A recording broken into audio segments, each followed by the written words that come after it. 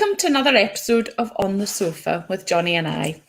So I'm Anna, obviously, and I am delighted to be wearing and sharing the colours of Clan Baird, one of my very favourite tartans with the green and purple stripe.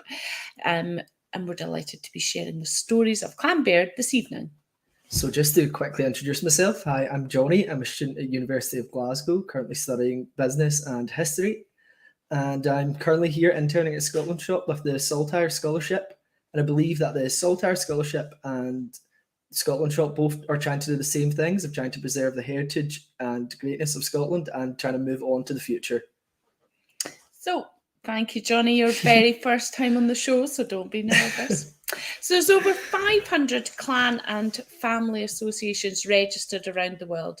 And the favourite part of our job is learning new bits of history and hearing from our customers and how they explore their heritage and trace their roots. So we love digging into the often bloody and brutal stories, highlighting the lesser known bits of Scottish clan history and the work of the clan societies around the world. So don't hesitate to chip in if you've got any questions or anything to add. Yep, so this past month, as you know, we've been celebrating all things Clan Baird. So we're going to delve into some of the history and discover the most intriguing stories past and present. So we'll be learning about some of the most famous events throughout history, some famous old faces and new, and so much more. We will always welcome your input, and if you have any stories, please let us know in the comments below. So, yeah, you can also email in your stories as well, because we'll do a roundup at the end of the month with all the different stories from our clan members. It's always one of our favourite bits. So let's get into some basic information about the Baird clan. So the Baird clan is certainly a most amazing clan, and their roots are in Auchmedden in Aberdeenshire due to their links with the Keith family. The Bairds are also a modern Scottish line, meaning they have prominence at different times in centres as far apart as Aberdeenshire, Lanarkshire and Peeblesshire. Today, Bairds can be found all over the world, but the countries where the largest number of clan members can be found are Scotland, England, Australia, the United States and New Zealand. The clan is an armigerous clan, which means that the family or name is registered with the court of the Lord Lion, but they don't currently have a chief recognised by the Lion Court. However, Sir James Baird, 11th Battalion of Saughton Hall, is currently petitioning to the Lord Lion for chieftainship, but the petition has not yet been accepted. So now on to the fun stuff, the history of the clan. So the origins of the name Baird begin with an intriguing popular tale that may or not be misrepresented throughout history. The tale states that William the Lion was hunting in the southwest of Scotland when he fell behind his other hunters. William was now hunting by himself when suddenly a wild bear appeared, and quite rightly, he screamed for help. Who wouldn't? So in response to this scream, a man by the name of Baird ran towards the scream and luckily, or just skillfully, defeated the beast with one single arrow. And for this bravery, the king made a considerable addition to the lands that had been already given to the Bairds. And for this as well, they also assigned him the coat of arms, a bear passant. So where this might have been misrepresented throughout history is the representation of the bear. So now the story is largely told as a boar, which is quite rightly makes sense considering that bears have been extinct for over 1,000 years. So there is a little bit of here and there with the story, but artistic license, yes. But it's still truly an amazing Scottish story. We do love a good story.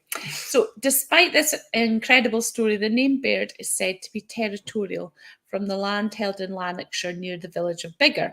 So if you visited Edinburgh, you've got a trip planned for the future. Biggar lies about an hour southwest of the capital city. So the Baird clan first appears in written history between 1202 and 1228, when Henry de Bar witnessed a deed by Thomas de Hay. The Bairds continued to grow as they received land at Meikle and Little Kip in Lanarkshire during the reign of Alexander III. Yeah, so the first true sign of strength from the Baird family came via their marriage to the Keith family in Auchmedden. This link to the Keith family led to the building of the Bairds family's first major castle, the fortress that was built upon these lands, and it was constructed in 1539. This was built after the Earl Buchanan transferred the lands of Auchmedden in Aberdeenshire to the hands of Andrew Baird, for a small sum of money, of course. These lands became the seat of Clan Baird for over 200 years, and a castle was built on the grounds known as Auchmedden Castle. Unfortunately, the castle was demolished centuries ago, and the last of the remains were destroyed in the early 20th century. So if you visit today, there isn't much to see, but the photo on screen today is still an amazing look. Yeah, it is right on the edge there, isn't it? It's apparently cultivated land now, so you definitely have nothing to see, I'm afraid. So this castle has produced more amazing stories, beginning with one of our favourites, the exciting prophecy of Thomas the Rhymer. This story began in the 13th century when famous Thomas the Rhymer spoke of a prophecy that there should be an eagle in the crags while there was a Baird in Auchmedden. This was well before the time of the Bairds of Auchmedden, which makes this prophecy even spookier. In 1745, William Baird, the 7th of Auchmedden, joined the Jacobite Rising, but by the end of this unsuccessful battle, he was forced to sell Auchmedden Castle and the surrounding estate to the Earls of Aberdeen in order to pay off his debts. So guess what happened next? Well, correctly, yes, the eagles that had nested on the rocks of Penman for centuries suddenly disappeared. It took over 100 years for Auchmedden to return to the Baird family when the youngest daughter of William Baird of Newbyth married Lord Haddo, the eldest son of the Earl of Aberdeen. Although the Baird family did not officially own Auchmedden, a Baird was living on the grounds. At this time, the eagles returned to the estate, and so the prophecy was fulfilled once again. For all the Scottish historians out there, there are so much more to read about this. It's definitely worth a Google. Go and do a bit more reading. I love that story. One of my favourites. Thomas the Rhymer, many stories about him. So as mentioned before, the Bairds have many different lines of family. So when the sect of Aberdeenshire began to lose prominence, the Bairds of Newbyth and Saughton began to grow. So unlike the Bairds of Auchmedden, the Bairds of Newbyth still stand today. This fantastic estate was founded by James Baird, who was the youngest son of the Auchmedden estate. James was a member of Parliament when his status brought the lands of Newbyth from Aberdeenshire. When James died, his son decided he was no longer fond of the long commute to Edinburgh, so sold the lands of Bith and bought the lands in Edinburgh, subsequently named Newbyth. Personally, I would have came up with a bit of a better name because he wasn't very creative, but hey-ho. This family continued to grow in importance, with the younger generation, John Baird, becoming a baronet due to his ascension of Charles II and the restoration of the monarchy in 1651, despite his Presbyterian sympathies. His political career continued as he was in charge of negotiating the unsuccessful treaty between England and Scotland. For this, he somehow still got the next name of the Lord Newbyth. The land Newbyth stayed from the family for generations until the family line died out. So that was unfortunate. But it was later picked up by the war hero David Baird, who served in India throughout the Napoleonic Wars. This estate still stands today and with the Newbyth family and is an amazing sight for all Clan Baird members to go and see. Yeah, it does look amazing. I love a turret. So moving into the modern day, the Bairds have had many claims to fame, with the director of Star Trek to the inventor of the Russian steamboat. And you can read all about all of these different people on the blog on the website, written by Jonathan. So, but none come close to John Logie Baird. So as proud Scots, we all know that our country is very famous for lots of things, but one of these things is our ability to invent. We're a very creative lot, us Scots. So we've invented some of the world's most important things, and John Logie Baird was not an exception. He invented something that Jonathan has said he definitely couldn't live without. I think I'm probably the same, the television. So John was born on the 14th of August in 1888 in Helensburgh. Jesse Morrison Ingalls. And as a young man, we can see him there. He doesn't look that young there, actually. No. That was maybe later on. But as a young man, he studied electrical engineering at Glasgow University. So yeah, a good place, I think, Jonathan. But he dropped out and he never came back due to the outbreak of war in Europe. After the war, he worked as an engineer until he became interested in the transmission of moving pictures with sound. And from here, he demonstrated his working television on the 26th of January 1926, followed by the use of colour televisions in 1928. He then started to transmit TV signals from Glasgow to London and continued from London to New York. So John was on the cutting edge of scientific discovery, and the BBC used his technology from 1929 to 1937. So John Logie Baird is truly one of the best inventors of his generation, and I think we can't thank him enough because every time we get bored, that's what we turn to. So now switching over to our favourite thing here at Scotland Shop, tartan. So we have some samples here love a bit of tartan. of both the ancient and modern variations with their distinctive purple stripe.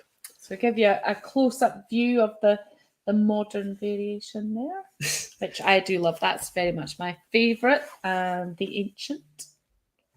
So just to explain a bit more about the different terms associated with tartan, like ancient and modern, and how they came about, we need to go back to 1860, when fabrics were used when the fabrics were coloured using animal and vegetable dyes. This produced colours typically softer, and then after 1860, the colours changed, so the tones.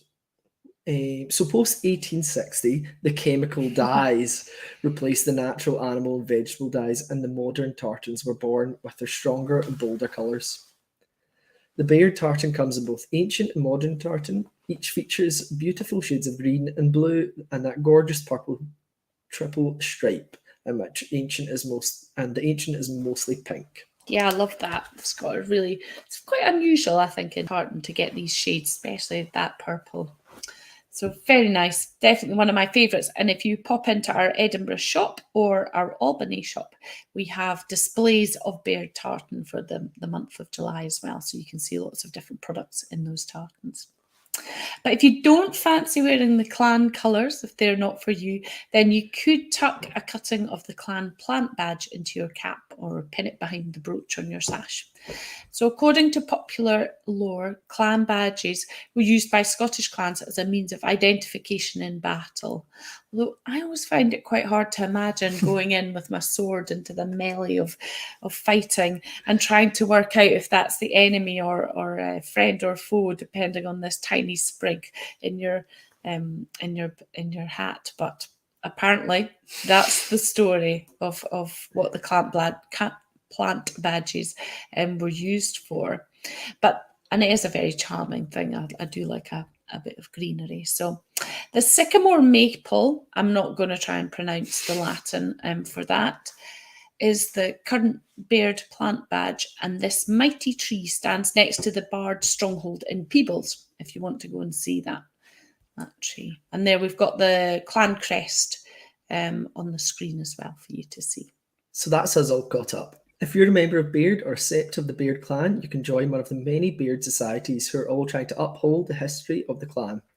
The societies have previously met on the 5th of August, which was the first full Baird gathering in Scotland for more than 300 years, in order to petition to the Lord Lion King of Arms to instate Richard Holman Baird of Riccarton as commander of Clan Baird.